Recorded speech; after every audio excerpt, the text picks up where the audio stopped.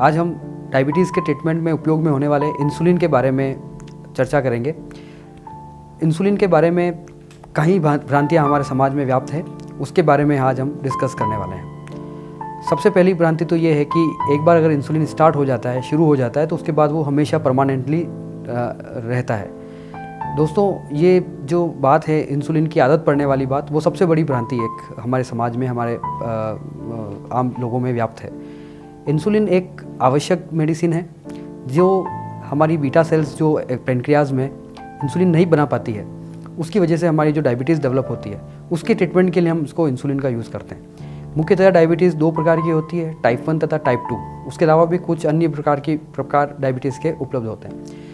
Type 1 diabetes में शुरू से ही इंसुलिन लगाना ज़रूरी होता है, अत्यंत आवश्यक होता है, लाइफ सेविंग होता है। उसमें एक डोज इंसुलिन मिस होने पर भी हमें लाइफ एंडेंजरस कंडीशन में जा सकती है। जबकि टाइप 2 डायबिटीज़ में हम शुरू में टेबलेट्स के सहारे डायबिटीज़ को कंट्रोल करते हैं, अपनी लाइफस्टाइल के सहारे डायबिटीज़ कंट्रोल करते हैं।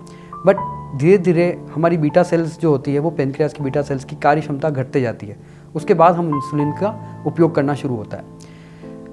तीसरी कंडीशन ऐसी है जिसमें हम इंसुलिन का उपयोग मुख्य रूप से करते हैं, वो होती है कि प्रारंभिक अवस्था, डायबिटीज़ की प्रारंभिक अवस्था। सपोज़ जैसे शुगर हमें पता चली है और हमारा जो ब्लड शुगर का जो लेवल है वो 250, 300, 350, 400 इस स्थिति में रहता है। उस दशा में हमारी बीटा सेल्स जो है वो काफ़ी थकी हुई होती है, इतने हाई ब्लड शुगर से लड़ते।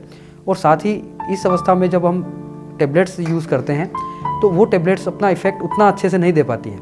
तो इस कंडीशन में हम 15 दिन से 1 महीने के लिए जब हम इंसुलिन यूज़ करते हैं तो हमारी जो बीटा सेल्स है उसको थोड़ा आराम मिलता है। क्यों? क्योंकि हम बाहर से इंसुलिन लगाते हैं तो उसका काम थोड़ा सा कम हो जाता है। तो ऐसी दशा में टेबलेट्स भी अच्छे से काम शुरू करना लग जाती है, डायबिटीज़ भी अच्छे से कंट्रोल होना शुरू हो जाती है, और कई केसेस में हमने देखा है कि डायबिटीज़ को हम रिवर्स भी कर पाते हैं इंसुलिन के सहायता से। तो इस कंडीशन में इंसुलिन लगाने के लॉन्ग टर्म बेनिफिट भी काफ़ी मिलते हैं। लॉन्ग टर्म शुरुआत में अच्छी शुगर कंट्रोल रहने से लंबे समय तक कॉम्प्लिकेशन से भी बचा जा सकता है। तो इन कंडीशंस में हम इंसुलिन को प्रभावी रूप से उपयोग में शॉर्ट टर्म के लिए ले सकते हैं। अदरवाइज़ जिनकी लंबी डायबिटीज़ हो जाती है, 15 से 20 साल डायबिटीज़ हो गई है, अनकंट्रोल रहती है, उनके लिए हमें हो सकता है इंसुलिन लंबे समय के लिए शुरू कर सकते हैं। इंसुलिन शुरू करने में भी हम केवल एक बार इंसुलिन से शुरू कर सकते हैं, जो काफ़ी आसानी से लगाया जा सकता है, बिल्कुल दर्द नहीं होता है, कॉस्ट भी बहुत कम है, जो आम दूसरी दवाइयों से रिलेटेड है। तो ऐसा नहीं है कि इंसुलिन लगाने का कोई विशेष दुष्परिणाम या कोई विशेष हम उसको लगाने का साइड इफ़ेक्ट होगा। तो इस चीज़ को हम चाहते हैं कि आम धारणा से हटाएं कि इंसुलिन के प्रति हम नेगेटिविटी नहीं बनाएं, क्योंकि इंसुलिन एक इफेक्टिव शुगर कंट्रोल करने के लिए सबसे कारगर हथियार है हमारे पास, और इफेक्टिव ब्लड शुगर कंट्रोल करके ही हम इससे होने वाली कॉम्प्लिकेशन से निजात पा सकते हैं।